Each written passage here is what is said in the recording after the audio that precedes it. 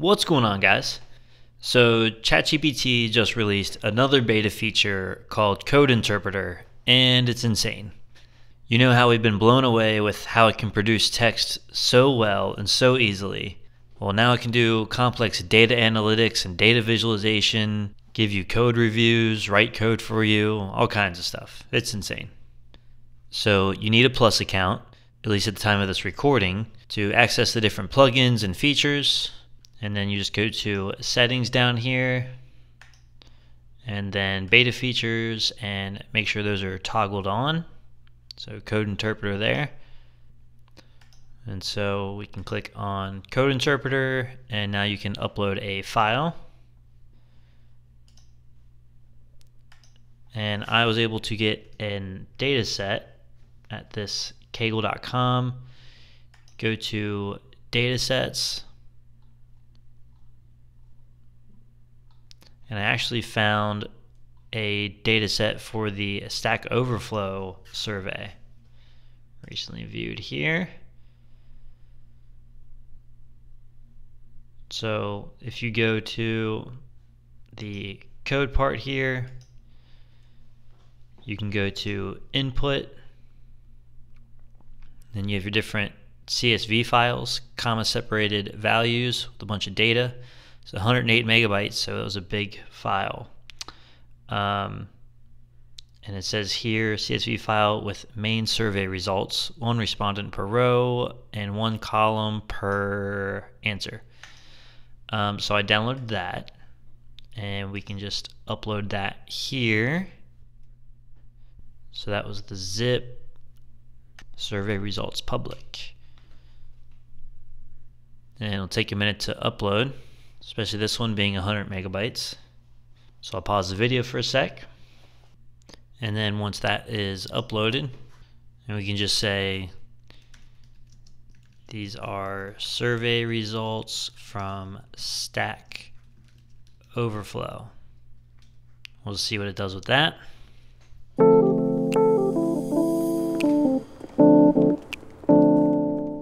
And so it runs Python, and you can even look at the Python code if you open that up.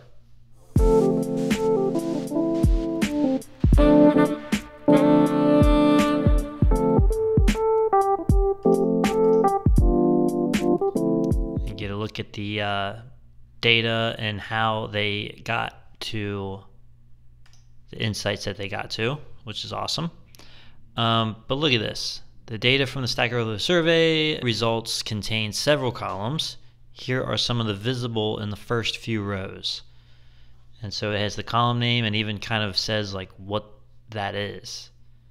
So like main branch, the primary area in which the respondent works or contributes, the status of their employment, the respondent's level of education, the resources that the respondent uses to learn about coding.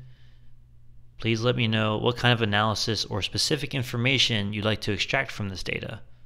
Well, that's amazing. So let's say, give me a bar graph to show the top resources used to learn to code. Again, working its magic here.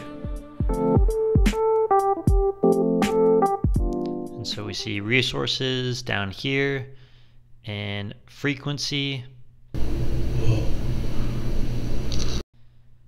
We see online resources. We see school. We see books. And this is a little weird to read. We can probably just say, show the same graph but flip the X and Y axis.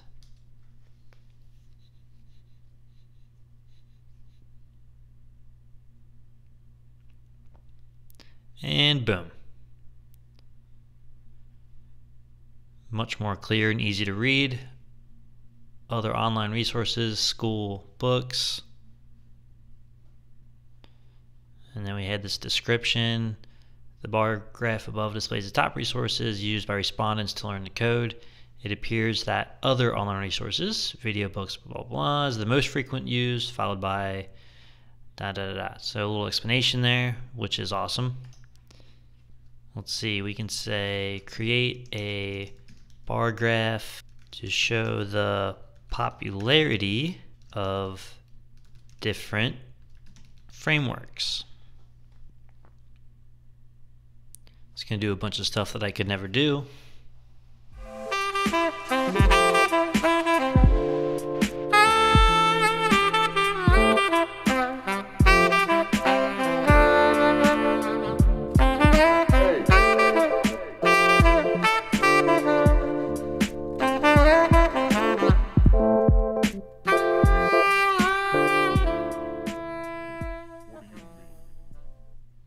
And look at this. All the different frameworks. Yeah, React. React having the most. That is awesome.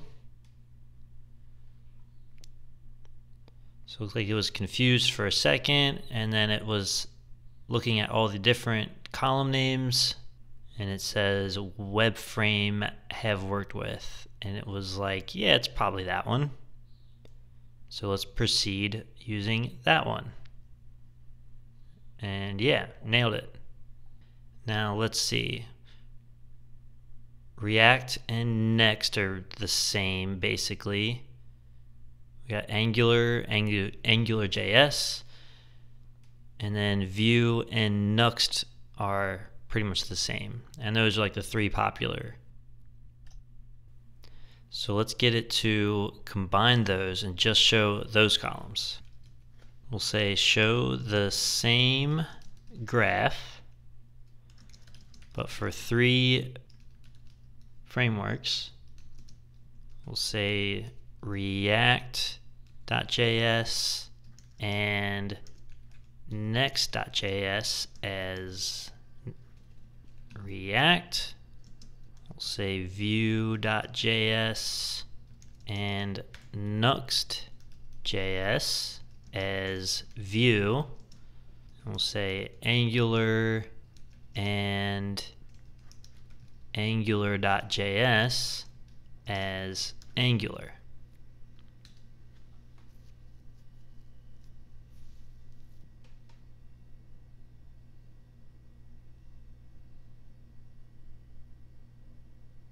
Huh.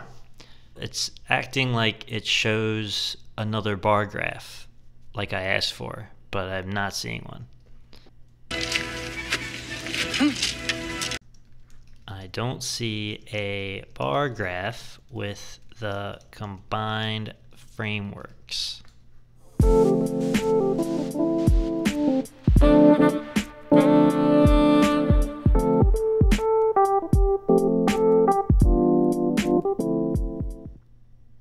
Okay, so it needs some finessing, but now we can see all of the React, all of the Vue, and all of the Angular. And I'm surprised that Angular is higher than Vue, but not surprised that React is more popular. Okay, so let's give this some React code here. So I'm going to upload one of my, let's see, Find Friends copy. So I have this Music Talk app that we've been building. Make sure you like and subscribe. And we have this Find Friends page where the user goes, and then we fetch the users that they're not friends with, and we display them, and then they can click on a username, and we fire off this add friend function where we save that user in the database as being friends with the user that is logged in, essentially adding them as a friend. And so I made a copy of this page, and so it's just that Find Friends JS file. And we'll just enter this prompt and just see what it says. Seems like you've uploaded a JavaScript file named findfriendscopy.js. How can I assist you with this file? Well, let's see. What can you do with this React code?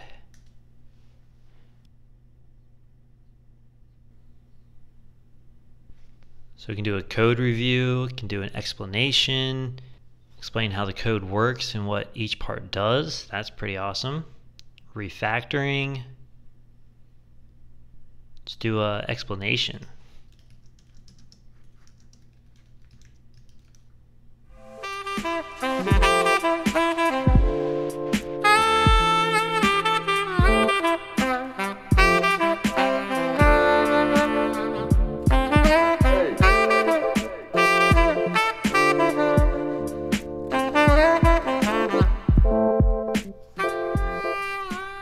So it looks like it's giving us a pretty detailed explanation.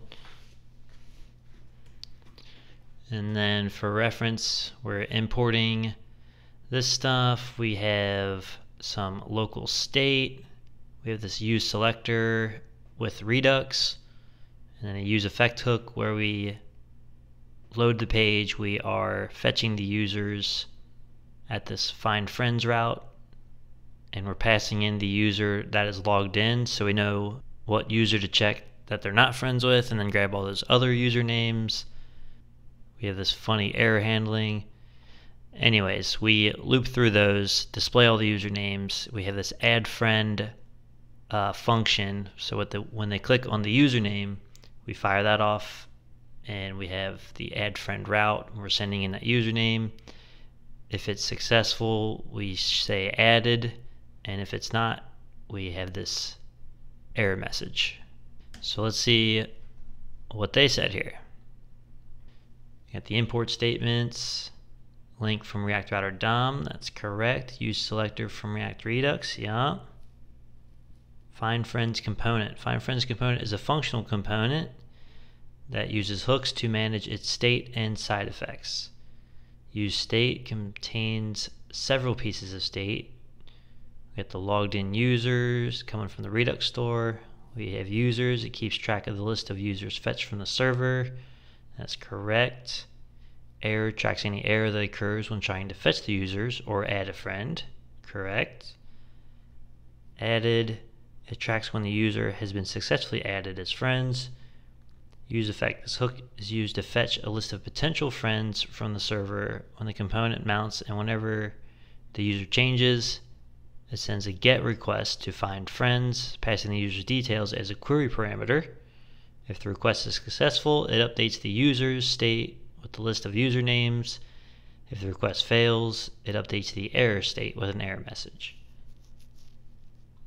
All correct. We have the add friend function. It's very cool. Let's see what it does with a code review.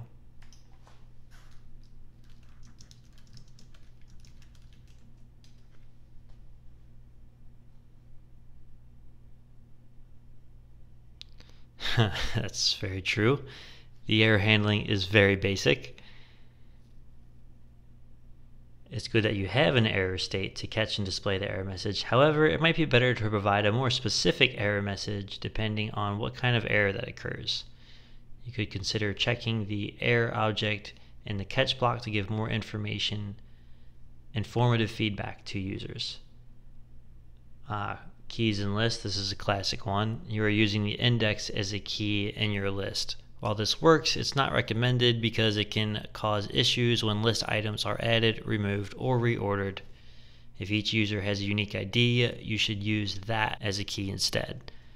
So this is that classic doing the map iteration and then passing in the index and just using that as the key, the unique key for each item. Hard-coded API paths. You have hard-coded, because we're still developing it, we haven't deployed it or anything. Because yeah, you would typically do environment variables. But yeah, you have hard-coded API paths in your component. It would be better to put these in constants files or use environment variables. This way, if the API paths change in the future, you only need to change them in one place. It's very cool. Let's say create a similar page where we view the friends that we've already added.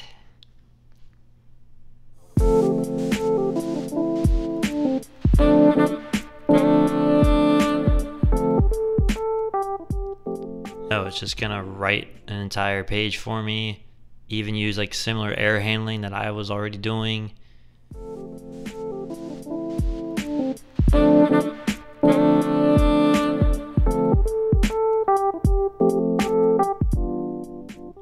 So similar import statements, use effect, going to localhost. So I assume this is user that's logged in / friends, and then we'll get that data and save it to friends here, and then loop over those friends and display them. It's even got the Tailwind classes like I have, so it should be styled the same. The view friends component is similar to find friends with a few key differences. This component fetches the user's friends from a different API point. It assumes the endpoint is, what you'd have to create on the server side. The state variable is named friends to reflect that it holds the user's friends.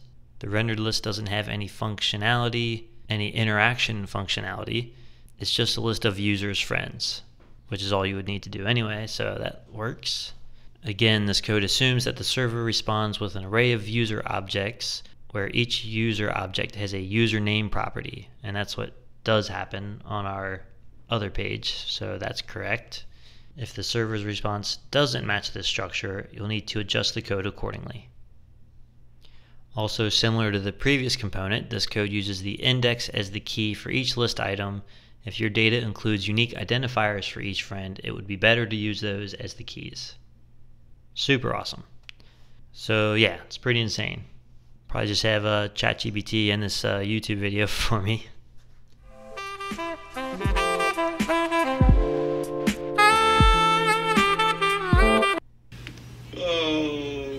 Harry. No. Harry. No. So I can't do everything. Not yet anyway. Write me an outro. Thank you all so much for watching. I hope you enjoyed this video and found it informative, entertaining, inspiring. Hopefully all the above. If you did, don't forget to give it a thumbs up or subscribe to the channel for more content like this. We love hearing from you, so please leave a comment down below sharing your thoughts, ideas, or any questions you may have. We'll make sure to respond to as many as we can. If you want to stay updated on the latest videos, make sure to hit that notification bell so you won't miss any future uploads.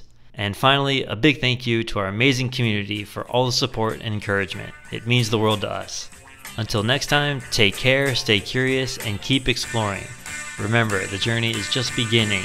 Bye for now. Feel free to modify and personalize this outro script to fit the tone and style of your YouTube channel.